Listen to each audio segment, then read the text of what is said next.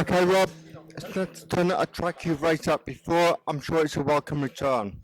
Yeah, coming back here is always great. The fans are fantastic, and it's a track that I know, so I'm really comfortable at. So yeah, it's I'm really happy to be back here.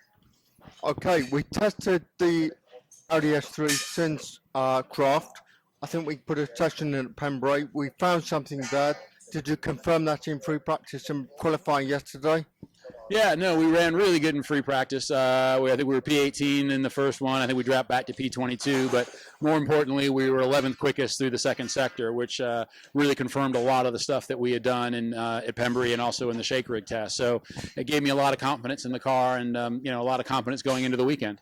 Okay, that was in the car and not familiarisation with the circuit. You generally think we found some pace in that Audi car since last time? Yeah, no, absolutely. The car just feels way more comfortable. I'm way more confident in it. Yeah, I mean, you always have that familiarization with the circuit, but there was definitely pace in the car. Okay, great. Race 1, we started P22, but we weren't P22 for long. It was a fantastic race, Rob, and you delivered the team's first point. Well done. Tell us about it. Thank you. Yeah, no, really happy with that. Obviously, anytime you can score points in the British Touring Car Championship, especially with the drivers that are here, is amazing. So really happy with the job that the guys did on the car. The car felt phenomenal all race long. Got a really, really good start at the beginning of the race. Moved up a bunch of positions at the start, and then towards the middle of the race got into a pretty long battle with Fabrizio Giovanardi. That lasted about 3 or 4 laps, and he ended up getting by me going on to the backstretch, but that didn't really cost me anything more than 1 place. But as the race wore on, Andy Jordan was catching up and caught me with about 3 laps to go, and that was a bit more worrying because I thought he was really going to battle me because he needed the points because starting from the back. But I managed to hold him off for 3 laps, and so really, really happy with that and really proud for the team and all the boys that did the hard work. It's a bit of an understatement, managed to hold him up. He's a running champion. He was 2/10 from you for about 3 laps, but he couldn't get past. Yeah, I mean, that's always something I've been good at is racecraft. So, once the car now starts developing the pace, it'll be a lot easier for me to kind of have battles like that through the rest of the season. So we've got a lot of high hopes now that moving forward that the car's a bit more drivable and I can, feel a bit more comfortable in it. And we'll just see how we get on at Knockhill. Okay, race 2, we lined up P15, but we weren't, unfortunately, P15 for long. It looked like you got blocked off the grid. Is that what it looked like in the car? Yeah, Mark Hines made a pretty aggressive move. He got a slow start and then just kind of basically went straight across the track, and I had to back out of it because I was scraping mirrors on the side of the wall. So I wasn't sure, how aggressive he was going to be to defend the position. So, you don't want to ruin a good P15 start. The problem with that is that once I had to back out of that threw me back in the mix of the stuff from behind me. So unfortunately, we got into a bit of a battle with Hunter Abbott. And he gave me a good punt, and it unfortunately crippled all the bodywork, which then did a lot of damage to the rear and ended up cutting down the rear tire. Race 3, we didn't think we were going to make it one stage. The damage from race 2 was quite hefty, but Willie Poole took a look at it and said, "Yeah, we better work. This car will go." Was it ever a question for you?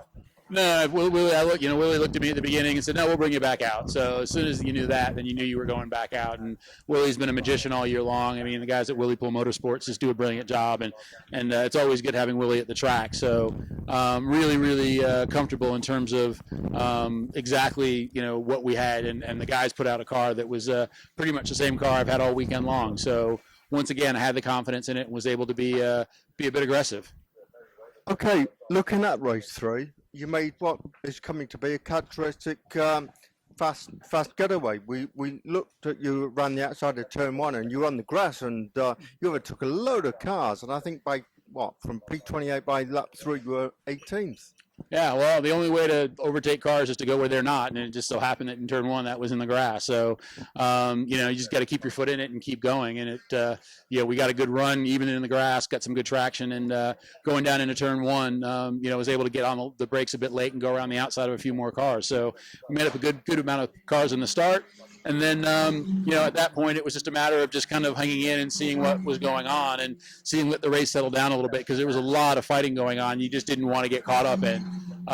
We were running in a group that was P14, 15, 16. We were just kind of on the tail end of that group by about a second or so, and running a pretty good pace that I thought that we would be able to maintain into the end and hopefully make some space back up and try to catch the guys.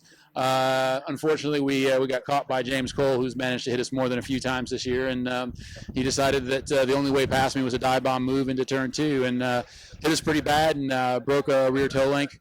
The car was squirrely, but I didn't really know what it was, and going into the next brake zone, I just locked up and got into the back of him and damaged our front splitter, and then that was unfortunately the race for us. Okay, the car's not too damaged though.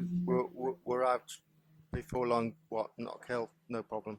Yeah, no. I mean, it was one of those things where you just look at it and you go, okay, well, we've done a good job over the weekend. The boys have done fantastic, and you don't want to go and throw everything away. We had good pace. We moved up, and you've got to just take that to the next race. Okay, lovely. It's in Scotland. I don't know. Have you raced there before? Yeah, I did not go a couple of years ago, and it was fantastic. I love the Scottish fans, so I'm really looking forward to going back up and with a new car and get back on and see if we can start making our way into the top 10. Okay, lovely. We look forward to seeing you in Scotland. Thanks, Mike. See you.